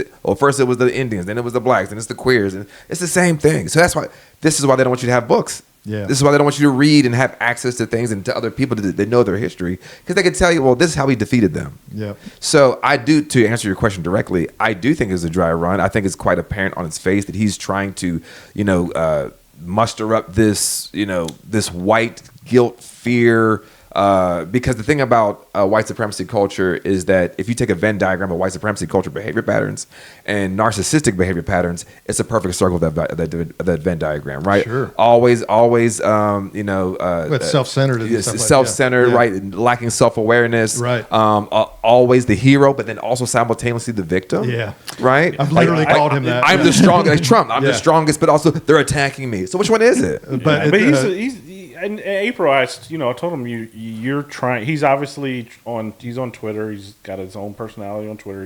It's been very clear that he's trying to get attention, whether it's Trump, like he's hoping to, retweet him, pick me, retweeted into this. Like he's called the balls and he's drinking the gravy. He thought for a very long time that he was going to be taking what's his name, Tillis. Oh yeah, like in his brain, he's like, I got this. He's like, oh okay, don't worry, I got this. Like, that's everybody go home. That's why he was all up on Mark Robinson for so much. I mean, he thought Mark Robinson was going to give him a job. He had his head right in his fat ass the whole time. He's trying to figure out his way in. And again, I don't even think he's smart enough for MAGA, right? Because he's kind of like a meathead. But like, a lot of them are. But even still, he'll be useful. He could be a useful idiot. Yeah. That's all they need. But I don't That's all they think need. I don't think Yeah. he goes away. But I don't think he. It sounds like he doesn't have much of a future. But here where there's in one Robert Atlanta. Burns, there's 1,000 behind. Yeah, it. and Well, it's hard to kill roaches. the Oklahoma education. Ryan Walters. Yeah, Ryan Walters. Like basically, he was auditioning in his position. He was auditioning for that think tank that he just got the job for. Now he's getting $1 million a year just to go out there and just say the same shit that he was doing. But I mean, so this is what he's doing too. Like this guy Correct. thinks he thinks he's Charlie Kirk, but I'm talking about Mayor Burns. But he's not as charismatic. Oh, dude, he can't like. And No, not at all. and Charlie Kirk was a shit debater, Yes. but he was louder and he could deflect. And Yeah. Burns, by the way, if you have not sat down with him I have because he'd be not. very scared of you in a room.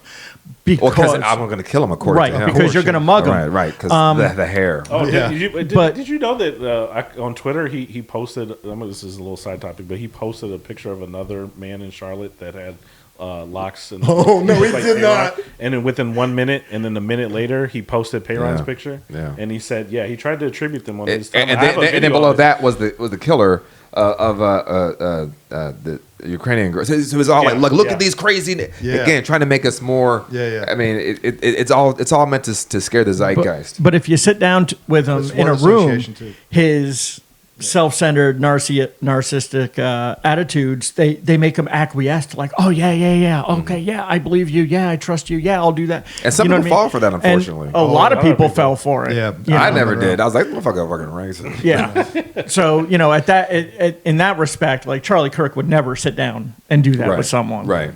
Right. Well, he can't debate. Like Charlie Kirk even has more. He- Had more. Had. Yeah. Well, I if you listen to Burns as much as I have, you can hear him. Poor bastard. Yeah, you can hear him. I know, right?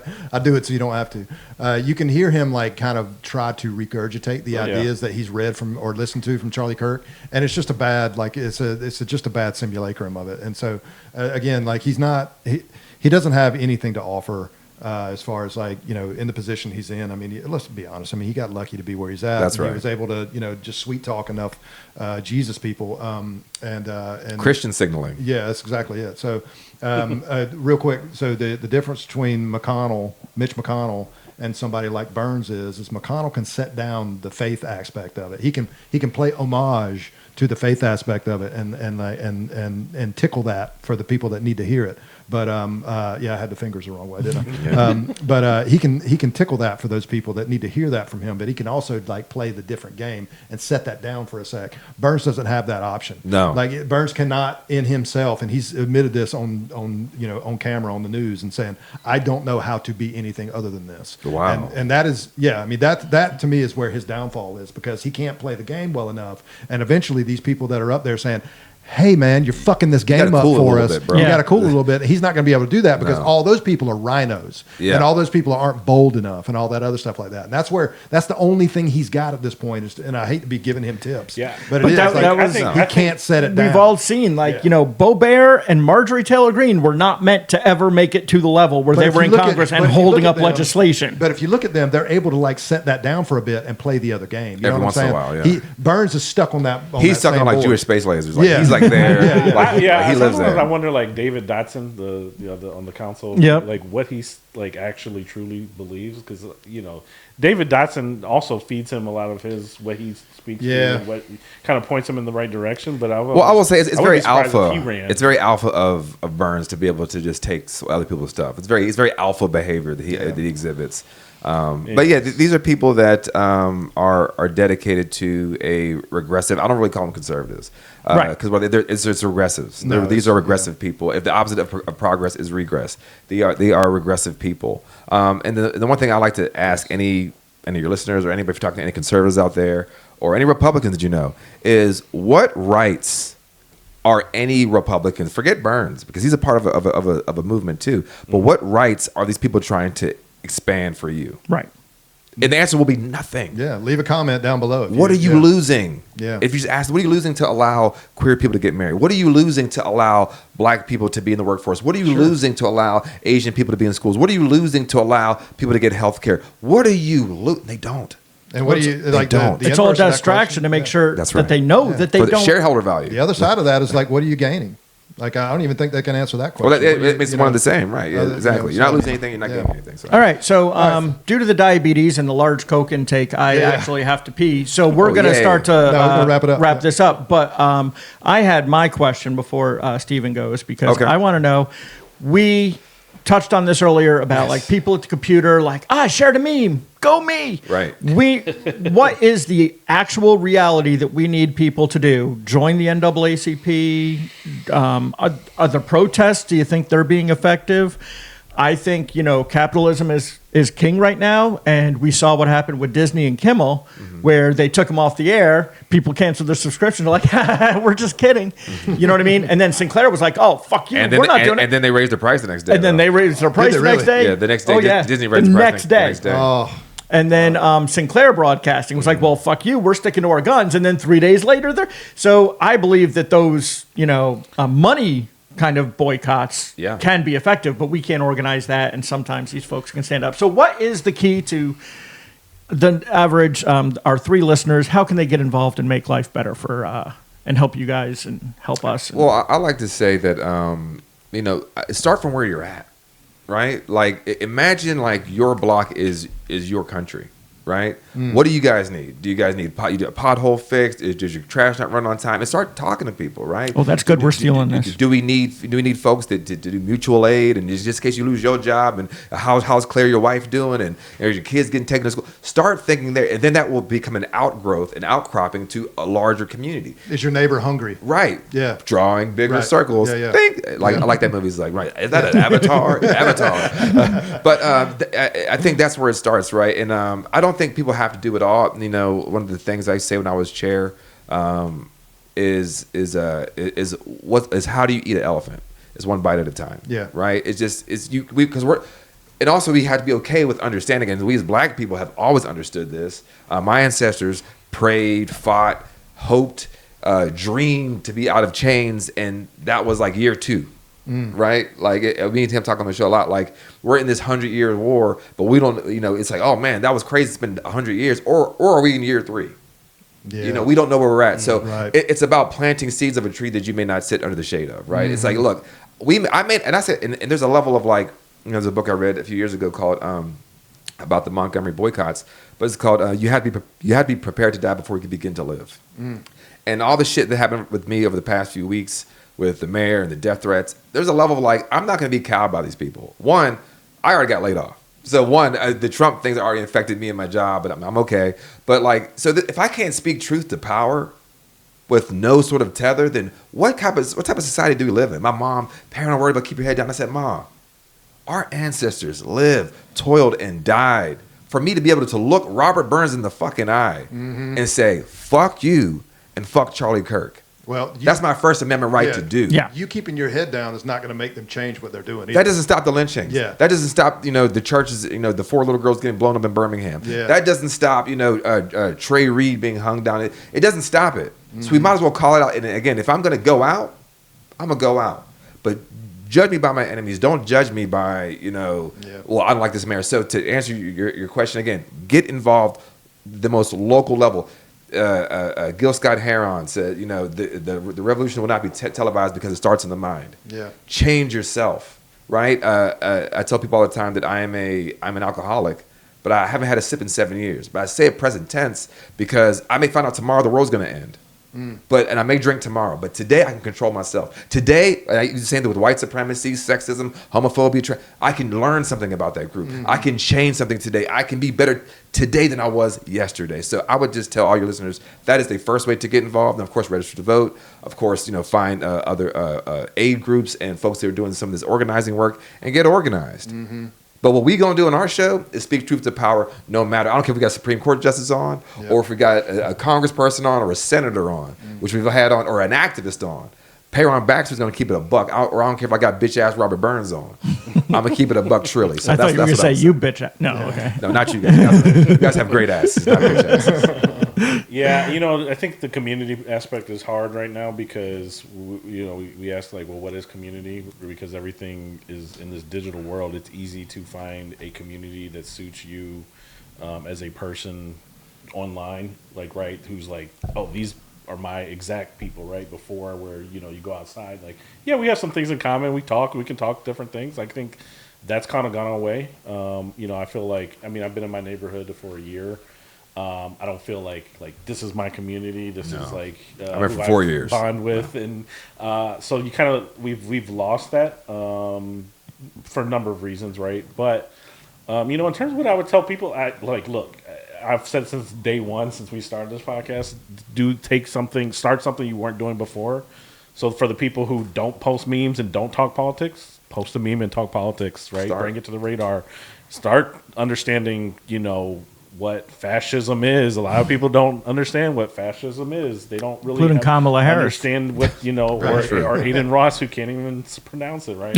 I think that there is, and these are educated people that I know and who care about things, but they don't feel like they know enough to talk about it.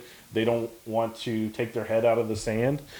If you do memes, even do postcards, right? Like, postcards aren't effective in themselves, but what somebody told me yesterday was like postcards help get people to build up, some of the muscles to start doing other things like canvassing, running for office and stuff like that. So, for me, yeah, I'm doing Indivisible and I'm canvassing and we're doing things here still and trying to figure out what the next step is for us as Radical Roots but we haven't figured that quite out yet. Just keep going. Offline, Keep offline, going. Yeah, but right. what we do offline, because I do have a vision that we do, something, but the way I feel right now is prepare for the worst and hope for the best. And hope is dangerous, right? So I don't have this idea that Hakeem Jeffries and Chuck Schumer are going to come in and save us, that type of hope, right? But I do have to prepare of how do I protect my family? Right. How do I ensure my kids grow up with a father? Yep. Whether that's me driving back to a blue state, whether it's me going to Mexico, whether it's me going to Ghana or Peru. I'm the problem I have is I'm a naturally a fighter. I look out for other people. I have a sense of justice. I have a heart full of empathy. Bro. Very alpha. Well, I have empathy. I have feelings. I have emotions. Very beta. Right? Very beta. Yeah. Find out. Come on. What are you? But I have girls that I want to see ready to live a life like we have, and the reality is because I think our generation has had it in a very good in the Sheltered. comparison of history, of world history. Yep. And that maybe that window is very small, and so I do I feel like there's a loss, there is a mourning, that knowing that my kids are going to not have that life. They're going to have to fight. And that they are going to have to fight. That I have to start to build them up to say look, I know the world that you live in right now seems great because this is one that we present. This is the home you live in. But have to start getting them to understand that they're going to have a role that's not as cushy as ours. And they live a life better than I did as a kid right now. Mm-hmm. But I don't think that they're going to. I don't know. There's a lot too much uncertainty, so I think people have to be prepared of find your people. Yeah. That's it. Find your people. Well, I'll give everybody a third way as well too. So if you're not necessarily into politics, maybe you listen to it, but you don't feel comfortable talking it, and you don't. So you guys have a specific vocabulary that you use, right? We have our own vocabulary that we're trying to incorporate and photosynthesis. There you go. Nice. But if and I'm talking to the audience here, if you don't feel comfortable doing those types of things, just put good into the world. That's right. If you don't want to do a podcast or even watch a podcast, whatever about politics and stuff like that, but knitting is your thing. Yeah. Be that knitting podcast or watch that knitting podcast. The thing that I would really want to express to you people that are listening is that we need your participation in society itself. Stop siloing yourself. Get out there, be a part of a group that don't necessarily look like you. And I don't want to say you put yourself in danger and things like that. But the best thing that you can possibly do is talk to your neighbors. And again, if you don't want to call people fascists, one of the things that fascists hate is is joy. That's right. Put fucking joy out there. Be fucking happy. Laugh with your neighbors, and you know, just do things that make you happy. Because the one thing they want you to do is question every fucking thing you do. So Can I add one last piece? Absolutely. I thought that was Go really right ahead. good. Just Yeah, one yeah. lap to be very quick. To add to your point is that I was telling someone that resist in small ways. Resist Yeah. in small ways daily. Yes. If you, and I gave an example to someone who's in healthcare. I said, shopping at Target. if you are right, but even more direct, like Yeah. with interpersonal people, if you're a nurse and you are a woman who believes herself to be white, or a man who believes himself to be white, and you're a nurse, we know black people are misdiagnosed at a really high rate. Listen to that person. Yeah. Right. Do that second screening. Do that second rundown of their physical. Right. Like these are things that will change systems on a larger level with individual impacts. If you're a lawyer and you I'm not saying I don't know how much lawyers get paid. I'm sure they get paid a lot. But like you want to take that pro bono case, do it. These are the small things that says that we are better together. Yep. Tell everybody how they can find you guys. Radicalroots.us is the website. We're on YouTube. Not Canada. We're on YouTube, Instagram. Not yet. We're not on X. We are on Threads. We're on XXX. And you can email. You can our email us OnlyFans. at. I mean, you just got laid off. I mean, That's right. Yeah, right. Parron I don't know slanging. anything about that. Ron's my cameraman. I'm about to sue you for trademark infringement. That's not how we're for supposed to. defamation. Info at radicalroots.us. And, even if you bring, things to our attention, like this rally that happened in the town square. We got D.L. Hughley reposting it. Yeah. No way. Yeah, it's Nice. coming up to like Send some of I that want to say stuff our way. like 300,000 views. Yeah. And it's taken off a life on its own. Apparently, it's on Reddit, and somebody put it there. Is that right? And Will you denounce? And and Robert Burns got he found out, and he said, well, Tyler Robinson was radicalized on Reddit as well. We own Reddit. Somebody called Reddit the deep internet or the dark web. The dark or something. web. That's how stupid these people are, really. It's like, But yeah, or any like disconnected. ideas or anything Shoot related. 'em our way. Also, going to paying attention to council meetings and all that good stuff. Yes, please show up at council meeting. You don't have to speak, just show up. So, how often do you guys podcast? By the way, Well, we usually do Thursdays and Sundays. However, Okay. we've been doing them about once a week, Yep. and Those that's were We got okay. kids. We got kids. Of course, It's, yeah. it's, People got lives. it's rough. They're little kids. Dude, I the have fact that you no guys idea are- what you're talking about, and that's why I'm always smiling. Yeah, they're the little fact that you kids. guys are like putting out as much content as you are is amazing to me. I just and again, like please, everybody who's listening, go give these guys some love. The last thing I'll say is use your money to speak. That's right. And that's maybe the last thing that we didn't really talk about. It is the thing that makes us all go around. Unfortunately, it's what it's the system that we run under. So, again, if you just want to do one thing that's going to help, send a donation to these guys. And we're going to wrap it up there because we've been going for about an hour and 45. Guys, it was great. This was fantastic. I can't wait to do this again because You got to come on our show. Not both you guys got to come on. Not absolutely. just Steve. Well, apparently Yeah. we got to do that mobile or at home. that whole thing. Yeah. Remote.